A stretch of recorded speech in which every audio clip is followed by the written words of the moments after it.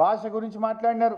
అసలు ఆ బూతులు వినడానికే ఒళ్ళు జల్లరిస్తుంది. నిన్నేదో పెద్ద నీతి మంత్రులు లెక్క మాట్లాడుతున్నాను. ఏమని ఇట్లా మాట్లాడొచ్చునా, ఈ రకంగా మాట్లాడితే మంచిదేనా అని చెప్పి నిన్న మాట్లాడుతుండు. అసలు ఈ బూతులకు ఆద్యుడెవరు? నువ్వు కాదా రేవంత్ రెడ్డి గారు?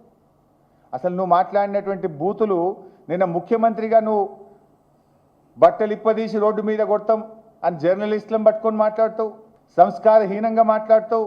రేవంత్ రెడ్డి గారు మాట్లాడిన భాష ఒక్కసారి చూసినాకనే మాట్లాడతాది. ఆంజయ్ బాబు ఈ సన్నాసి రండా అలాగే ఎర్ర గాల్చి పిర్రల మీద వాతలు పెడతాం. మీరు ఒక్కసారి చెప్పండి. నీ ముడ్డి మీద డ్రాయర్ కూడా ఉండదు. పీకడం మొదలు పెడితే బిడ్డ నడి బజార్లో ఉరి తీయాలన్నా, 100 మీటర్ల గోతి తీసి పాతి పెట్టాలన్నా, ఒక్కనొక్కని పండబెట్టి తొక్కి పేగులు తీసి మెడలేసుకొని ఊరేగుతాం బిడ్డ.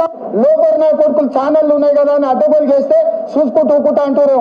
పండబెట్టి తొక్కి పేగులు తీస్తే గాడిద కొడుకులు నొక్కనొక్కని. అట్లాంటి లపుట్ నా కొడుకులకు నేను సమాధానం చెప్పను. దాని అమ్మ మొగుని ఇంట్లోనే అన్ని తెచ్చి చూపించుకోమని చెప్పారు. టీవీలో వేసుకో, నాకేం అభ్యంతరం లేదు. నెత్తి మీద కాలు పెట్టి తొక్కకపోతే గుండు కొట్టించుకుంటే అట్లనే నా కొడుకల్లారా రండి. అట్లనే తెలంగాణ ప్రజలు అడవి పందుల్లా అయ్యా అరే సన్నాసుడు కార్యకర్తలు వాళ్ళని పట్టుకొని యాప చెట్టు కట్టేసి లాగుల తొండలించి కొడతారని చెప్పి బోర్ల బొక్కలు పండబెట్టి తొక్కుతాం. వేముల వీరేశాన్ని నల్గొండ క్లాక్ టవర్ దగ్గర బట్టలు పదేసి పిర్రలు వాళ్ళ దగ్గర కొడితే ఎట్లా జవాబు చెప్పాలి? గట్లనే చెప్తాం. మూసిగేసుకొని వస్తే మూసుకు ఊడవికి బట్టలు గుడ్డలు ఊడదీసి కొడతా అని చెప్తున్నాను. రేవంత్ రెడ్డి గారు, నీ భార్యా బిడ్డలా? ఎదుటి వాళ్ళకు భార్యా బిడ్డలు ఉండరా? ఎదుటి వాళ్ళకు అక్కా చెల్లెలు ఉండరా? ఎదుటి వాళ్ళ కుటుంబ సభ్యులు ఉండరా? నీ దాకా వస్తే కానీ నొప్పి తెలియదా నీకు? నువ్వు గతంలో కేసీఆర్ గారిని పట్టుకొని కాల్చిపారేయాలని మాట్లాడినావు, ప్రగతి భవన్ నువ్వు పేల్చివేయాలని మాట్లాడినావు.